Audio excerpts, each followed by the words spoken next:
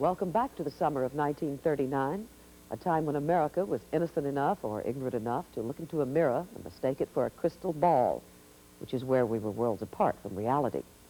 The 1939 New York World's Fair, a fairy tale.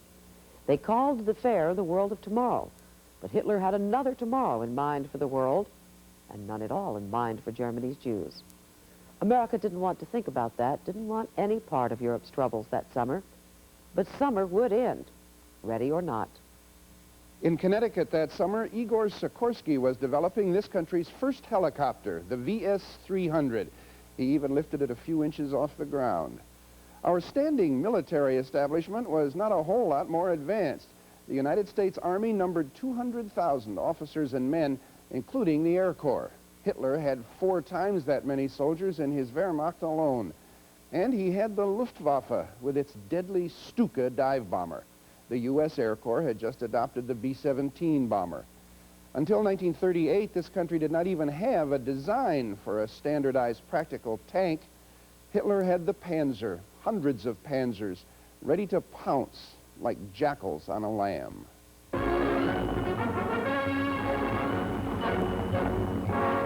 What it was, quite simply, was the most awesome military machine the world had ever seen. And yet the Fuhrer was always looking for some new weapon, something even more powerful. Had he but known, what he was looking for was right under his mustache. In late 1938, at the Kaiser Wilhelm Institute in Berlin, a team of German scientists had split the atom. It was in the labs of Drs. Otto Hahn and Fritz Strassmann. The third scientist was Dr. Lisa Meitner, a Jew who was later forced to flee Germany. In America, the physicist Niels Bohr announced what the Germans had discovered. The moment is recreated in a March of Time newsreel. The German physicists Hahn and Strassmann have just verified that the uranium atom under neutron bombardment actually splits into 2 parts, one of which is barium. Scientists were stunned by what they heard. Tests at the Carnegie Institute in Washington confirmed the news. No longer any doubt about it. That uranium is splitting into at least 2 big parts, and those biggest kicks are nearly 100 million electron volts. Eugene Wigner, physicist and Hungarian refugee, saw the danger. We were afraid that there is a possibility for a bomb. We were very much afraid of that the Nazis will do it. Wigner and Dr. Leo Szilard, still another Hungarian refugee, wanted to warn Roosevelt, believed only one man could get the message through. They went to see Albert Einstein. Both men had studied with him, but would he agree to help? In 15 minutes he knew what we are talking about, understood it, and when we explained that we want to interest Roosevelt, he dictated a letter which he was willing to sign. He warned the president about the German research, explaining that extremely powerful bombs of a new type might be built. He urged the president to begin American research. James Roosevelt recalls his father's reaction to this extraordinary letter from Einstein. Professor Einstein's letter to my father was certainly taken very seriously and indicated the urgency of immediate appropriations to get started on research which would result in a reasonably short time in an effective military weapon.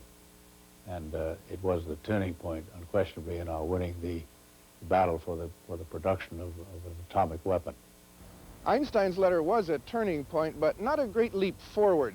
It would be nearly 3 years before the actual building of an atomic bomb began. FDR, you see, was preoccupied with preparing this country for a war that many Americans did not want to fight. And at the very least, he believed that we should provide goods and treasure to our European allies. Again, not an idea that all Americans shared. Already in June of 1939, to the dismay of the isolationists, Roosevelt had stage-managed a kind of royal propaganda show, the first visit in history of a reigning British monarch to the United States. FDR was the promoter. King George and Queen Elizabeth were the product.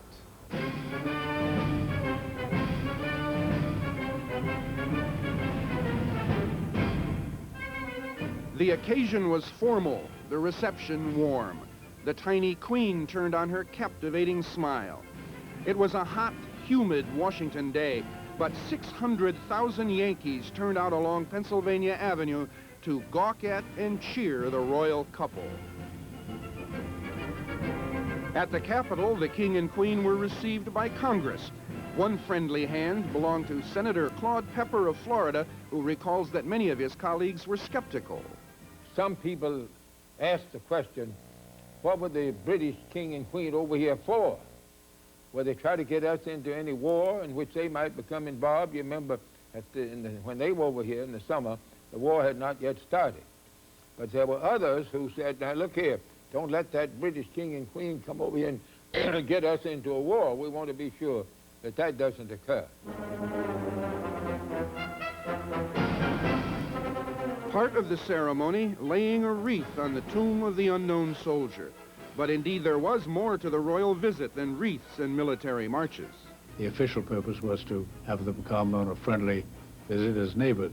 The unofficial purpose was to give the American people something that they could like and cheer about on the Allied side, something they could understand and relate to, giving a sort of a moral boost to the forces against isolationism.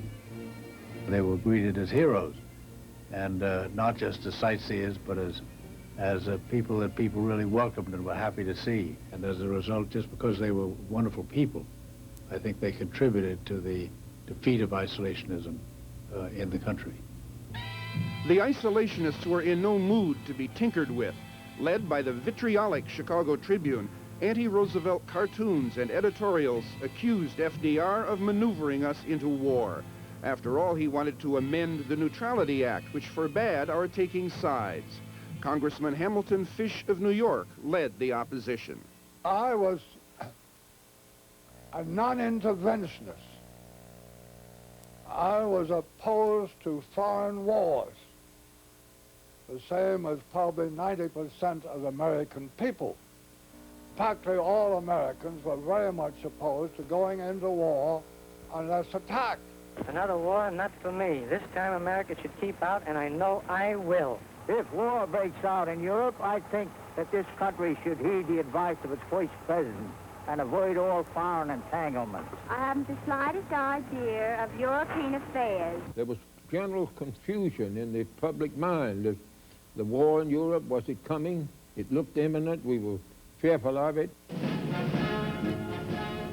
In the summer of 1939, the United States was grossly unprepared.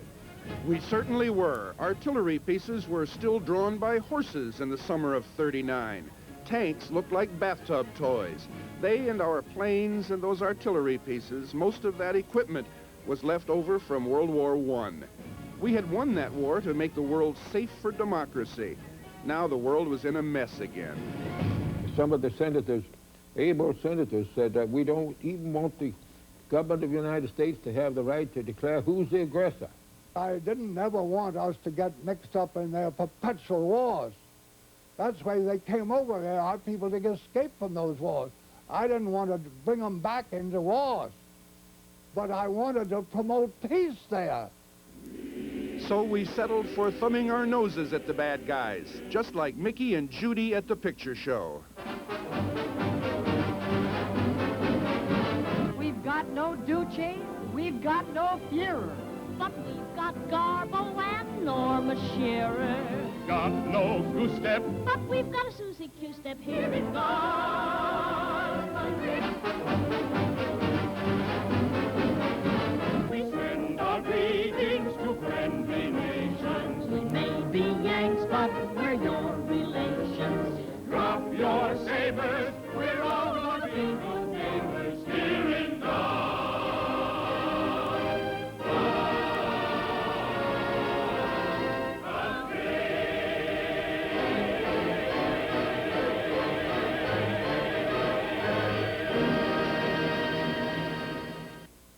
People who opposed America going to war did so for different reasons.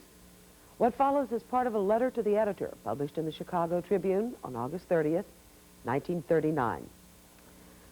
We are the disillusioned young men who feel pretty cold about dying for the political avarice of old men. These are our good days, full of the pleasures of work and love. We will recognize the time when there is a real cause to fight. We are calmly aware that this is not the time. The letter is signed, Disillusioned. Come back to the summer of 1939. You'll be just in time for the war. Our World will be right back, worlds apart in the summer of '39.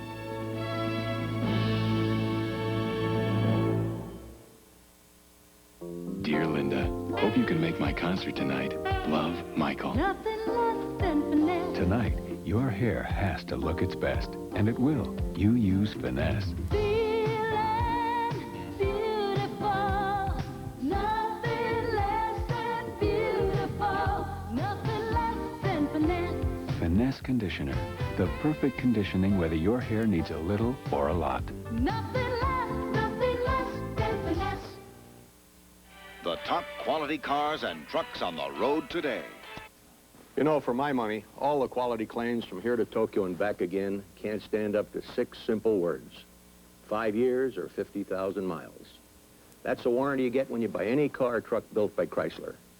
With some other car makers, after 2 or 3 years, it's so long, auf Wiedersehen or sayonara. Which makes you wonder, how much confidence do those guys really have in the quality they're talking about?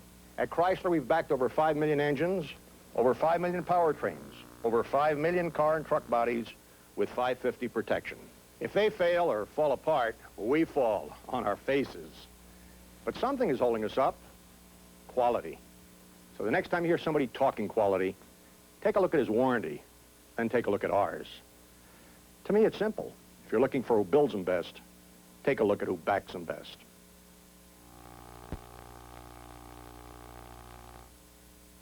I'm David Hartman. While you're asleep, news is being made. On Good Morning America, we take you to breaking news stories and we talk with the people making news. Wake up to the news weekdays on Good Morning America. Welcome back to the summer of 1939. Most records are sold to be played on jukeboxes, not at home. Here in America, there are no war songs on the jukebox, not yet. Most of the hits are songs you can dance to, except for one. It will be sung on the radio for the first time this summer, and it will become a kind of second national anthem, not unlike the woman who sings it. Earlier in the summer at the White House, President Roosevelt presented her to the British King and Queen with these words: "Your Majesties, this is Kate Smith. This is America."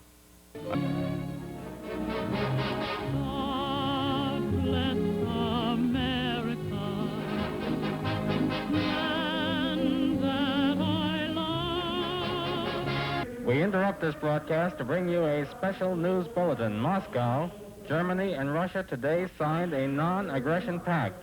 They have agreed that neither country would declare war against one another and that neither one would come to the aid of a third party in case either nation was attacked. I knew it was a bad deal for the Russians. And furthermore, I knew that it would give Hitler a freer range of power. Without the Soviets to worry about, Hitler could now feed upon Poland. When his foreign minister von Ribbentrop met in Moscow with Soviet foreign minister Molotov to sign the non-aggression pact, Poland was as good as gone. I knew it portended evil for the future. Hitler coveted Danzig in the Polish corridor between East Prussia and the rest of Germany. Still 90% German, it had been made a free port after World War I. Hitler promised the Reichstag he would get Danzig back by force if necessary. Poland said no and began to mobilize, calling up the reserves. With the hungry Nazis on one side and a passive Soviet Union on the other, Poland was doomed. But Jan Karski, a Polish army officer, did not think there would be a war.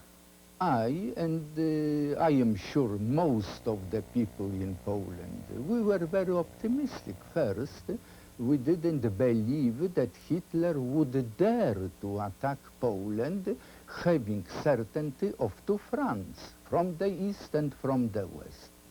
In London, the British began to dig ditches, to build bomb shelters. After all, Britain had pledged to defend Poland if Germany invaded it. War, therefore, seemed inevitable.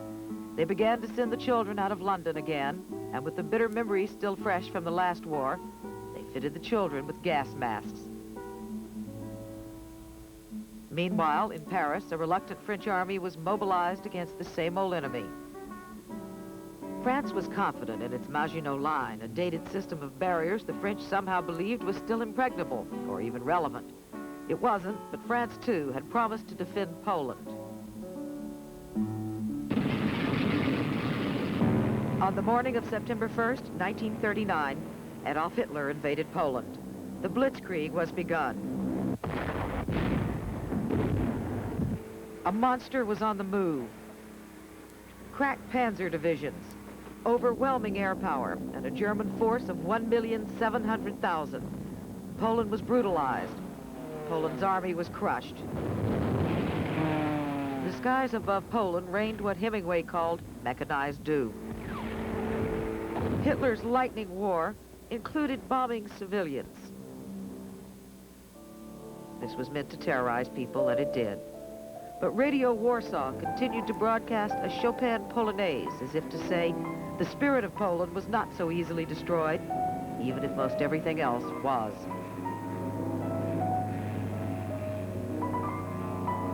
The Polish army belonged in another century.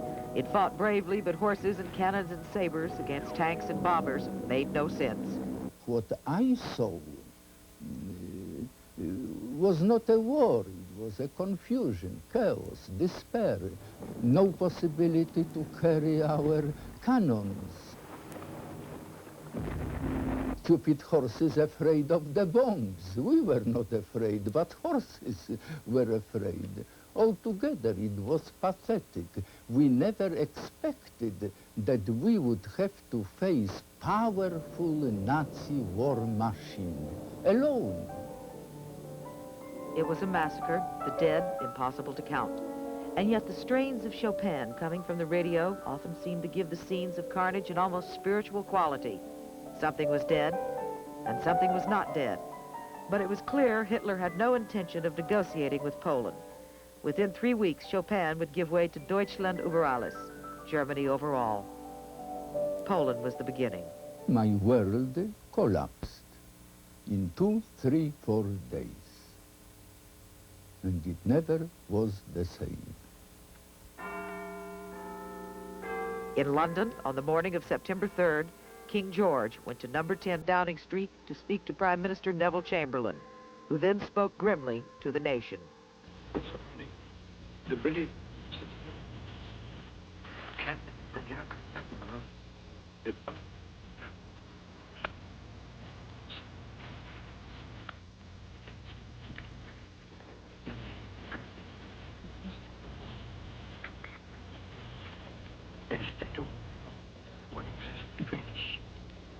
I have to tell you that this certificate has been received.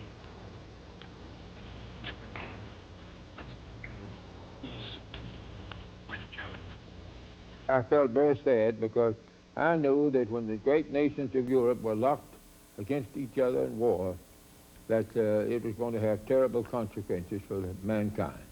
We couldn't avoid the impact of it, whether we willed it to or not. It wasn't World War yet, it wasn't our war yet, but Roosevelt made it plain choices would have to be made. This nation will remain a neutral nation, but I cannot ask that every American remain neutral in thought as well. Even a neutral has a right to take account of facts. Even a neutral cannot be asked to close his mind or to close his conscience. Summer is over, fairs and dreams fade.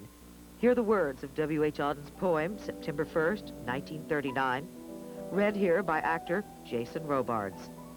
I sit in one of the dives on 52nd Street, uncertain and afraid as the clever hopes expire of a low, dishonest decade. Waves of anger and fear circulate over the bright and darkened lands of the earth, obsessing our private lives. The unmentionable odor of death offends the September night. Into this neutral air where blind skyscrapers use their full height to proclaim the strength of collective man, each language pours its vain, competitive excuse. But who can live for long in an euphoric dream? Out of the mirror they stare, imperialism's face and the international wrong. Defenseless under the night, our world in stupor lies. Yet dotted everywhere, ironic points of light flash out wherever the just exchange their messages. May I, composed like them of eros and of dust, beleaguered by the same negation and despair, show an affirming flame.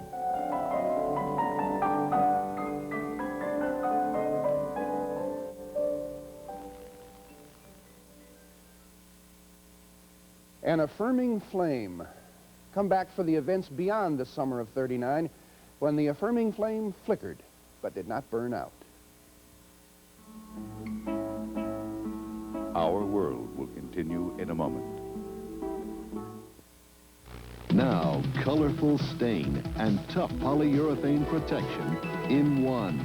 Poly Shades by Minwax for a beautiful finish in half the time. Minwax makes wood beautiful.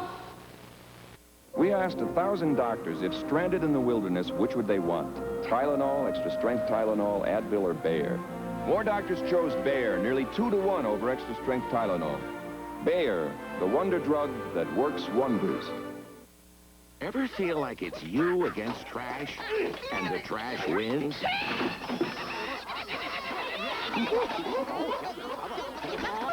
Bargain trash bags can really let you down.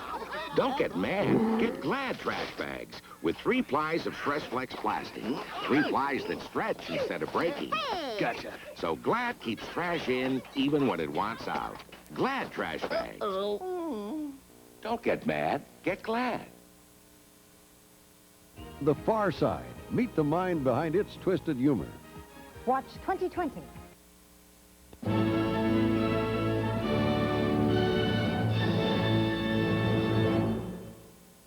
Welcome back to the summer of 1939, the rest of the story. Where did that summer lead us? And whatever happened to the world of tomorrow, anyway? The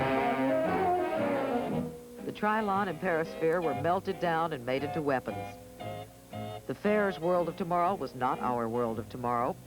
In 1940, the 39 fair closed. It had cheered us up, but the fair itself was a financial flop. The Jews aboard the St. Louis, except for those taken in by England, went back to the devil's ground. Hans Fischer and his sister Ruth went to France. When Hitler attacked France, they escaped to the United States with their mother.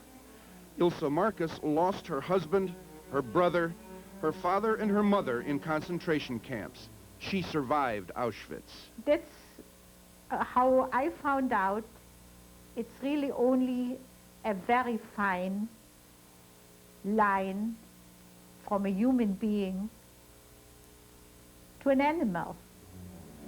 Most of the people from the St. Louis were interned in concentration camps. At least a third of the original passengers, more than 300 people, died there.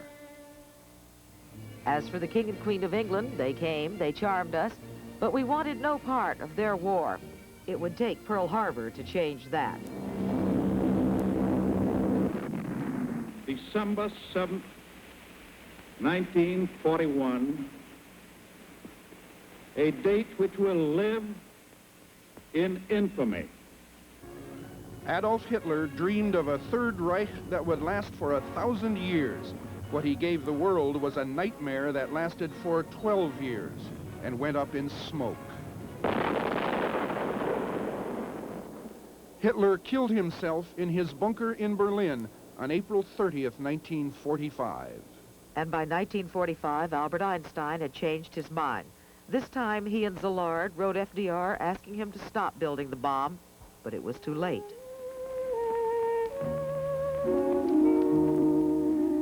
They were afraid that building this one weapon would be enough to ensure that man would build others like it.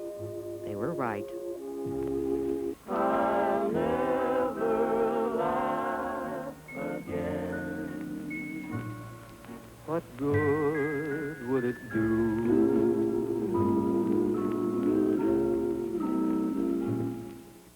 Well, there it is, the way it was for a couple of months in the summer of 1939.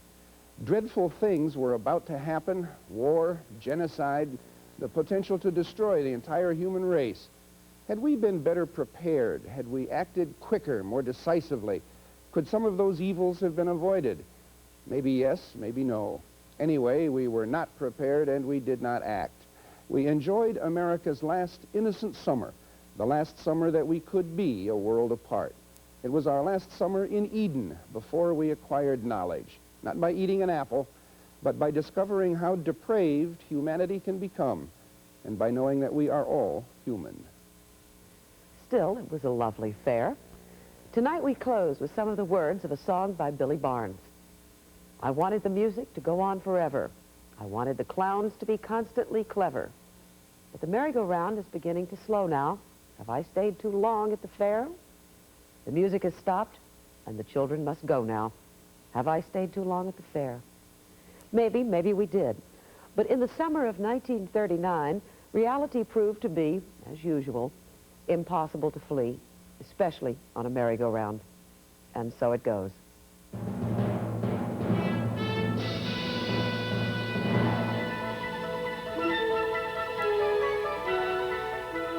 These things also happened in the summer of 1939. In Detroit, most city bus fares were cut from a dime to a nickel. Streetcar fares held firm at 6 cents. A single room with bath, shower, and circulating ice water at the Parker House Hotel in Boston cost $3.50. The price of a new Plymouth sedan started at $685. The United States Housing Authority opened its first 4 federally subsidized low-rent housing projects in Austin, Jacksonville, Buffalo, and Brooklyn. One of the first passengers on the Dixie Clipper, Clara Adams, kept on going. She set a record for round-the-world passenger flight on commercial airlines. 16 days, 19 hours. 27-year-old Byron Nelson won the U.S. Open Golf Championship. And the Baseball Hall of Fame was dedicated in Cooperstown, New York. For the Our World Viewer Guide, write to Community Relations, ABC, 1330 Avenue of the Americas, New York, New York, 10019. For a transcript of this broadcast, send $3 to Our World Transcripts to John Street, New York, New York, 10038. The action's on ABC Sports. Kitzbühel, home of the world's most challenging downhill. It's same-day coverage of men's World Cup skiing. Plus, special skating performances by Dorothy Hamill, Scott Hamilton, and more on ABC's Wide World of Sports, Saturday.